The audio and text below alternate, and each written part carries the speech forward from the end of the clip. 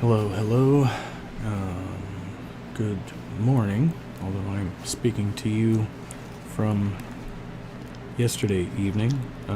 Just recording this ahead of time because I had some plans change and different things going on. So, hey, what's up? I'm the Ape. This is the Trusty Ape Podcast coming at you live, but not quite. I should be here. I'm going to premiere this and here in the chat with y'all. Everything goes to plan. Don't want to do anything too depressing. Seemed timely with things going on in my life. I thought I'd have some poetic description of what it's like to love someone who will never ever love you back. Romantically love, that is, and if you've ever loved someone who's never loved you back and will never love you back, that's most people might call that lust. It's not a mutual, reciprocal love. Reciprocation is key, and so is the lusting of one after another, I suppose one might say. There's a complex background there, and I don't want to drag this person into it. There might be a lot of mixed perceptions, but you might say that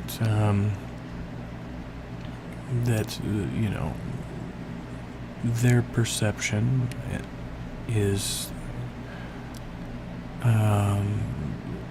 about the past is different from my own, right? And so these certain events that played out in our history, right, that maybe we might be able to work out, but this person has no interest in working those things out, and for that reason, we can't even apparently get along. So, as I said, this isn't somebody I've ever been in a relationship with. It's just somebody I've known since childhood.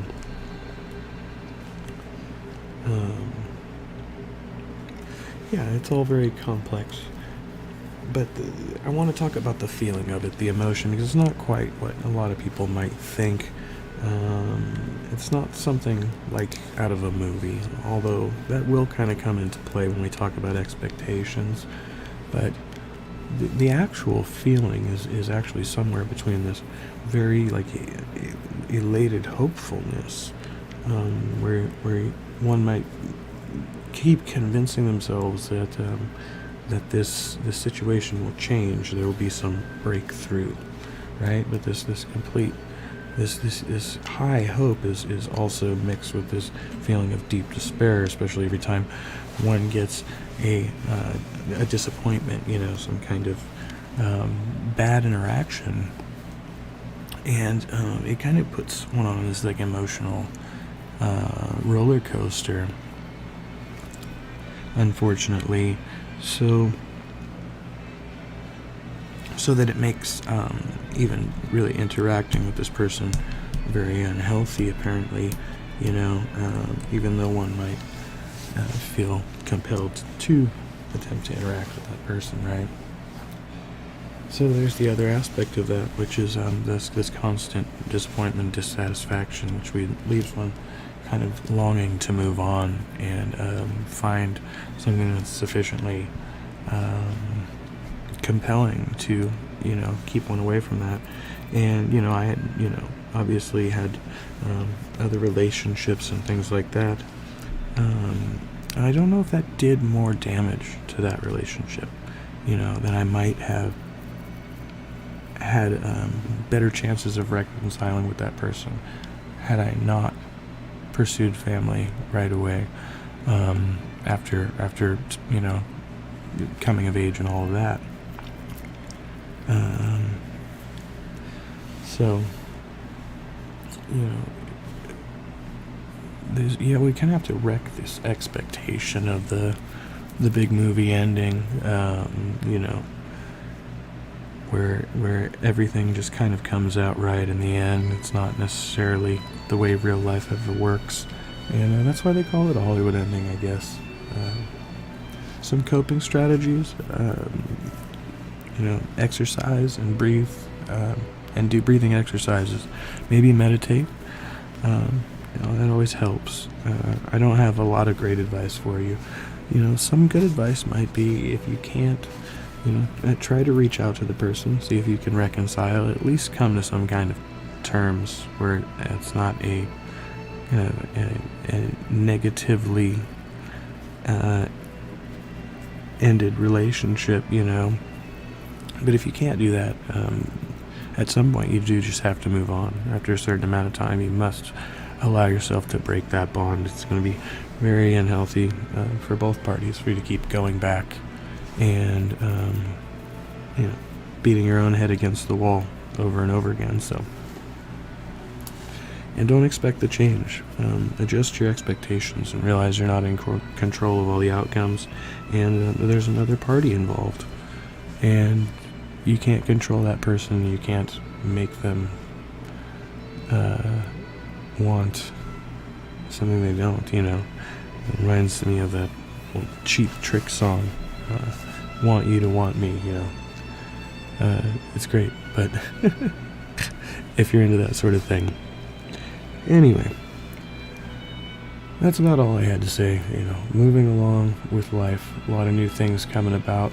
We now have a Patreon, Trusty Ape Patreon, Trusty Ape Co. Links down in the description. You can still get to the PayPal, join the Discord. There's lots of cool links down in the description box. I sometimes forget to add that, so apologies. And a special thank you to my very first patron, Secular Pagan Mum, which I'll be putting down in the ticker here. And I'm actually gonna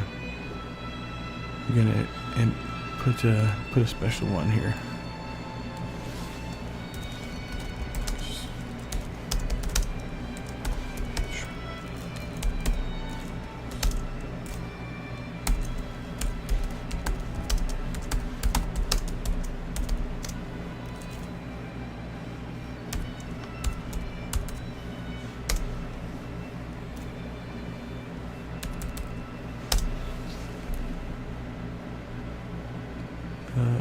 And we won't have it scroll yet, but eventually it'll be scrolling here.